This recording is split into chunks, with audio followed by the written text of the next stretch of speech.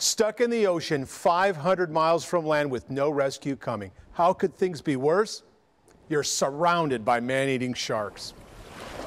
The USS Indianapolis had just delivered the components of the atomic bomb. 1,196 men on board, including a young Marine, Ed Harrell, who was just off the farm from land between the lakes. The ship was on its way to the Philippines when 2 Japanese torpedoes sunk the ship July 27, 1945. He saw men burning alive, saw men sinking, trapped in bunks, now tombs, cries and shouts in the dark. Kind of like an echo, abandoned ship, abandoned ship. I go over and get a hold of that rail and look out into the blackness of the night, and you just think life is over. This is the end of life. But to hold on to that rail, and as I tell the story today, I say that there's times when you pray, and there's times when you pray, and I looking out into the night thinking life is over. And with that, Ed Harrell leapt into the oily blackness. It is believed about 900 of the men made it into the water, but that water was full of oil and the men are covered in it, some blind now.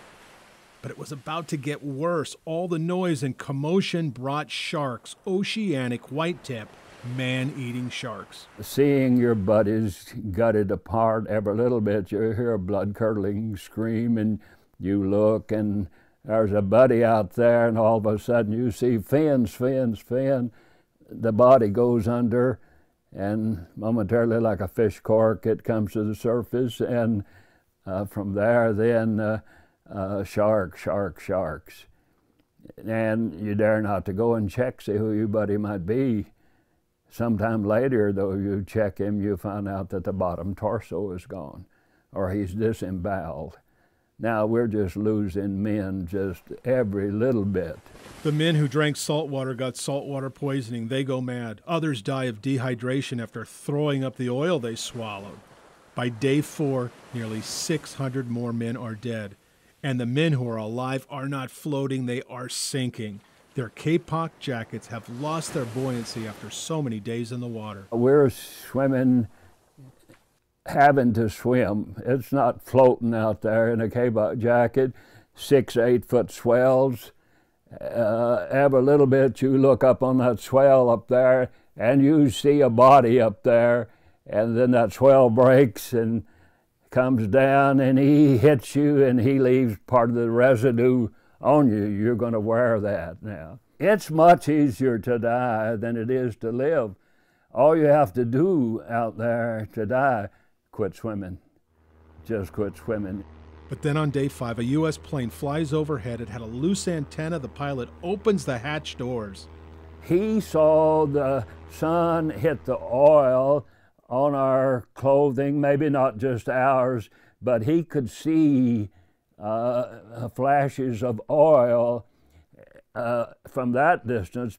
When he got down much lower, he said as far as his eyes could take him, there was debris and boys. Later, they say we were scattered over 25 miles.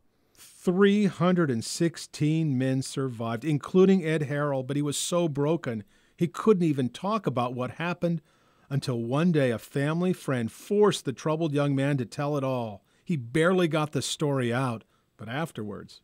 I saw that telling it helped me. It's the cathartic that I needed, desperately needed.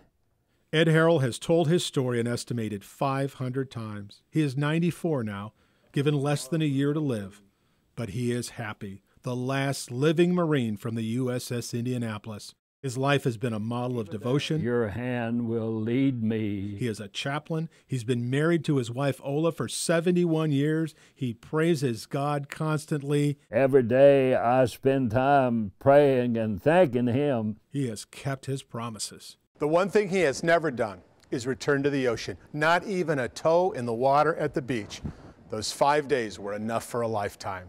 I'm Dennis Ferrier, Fox 17 News.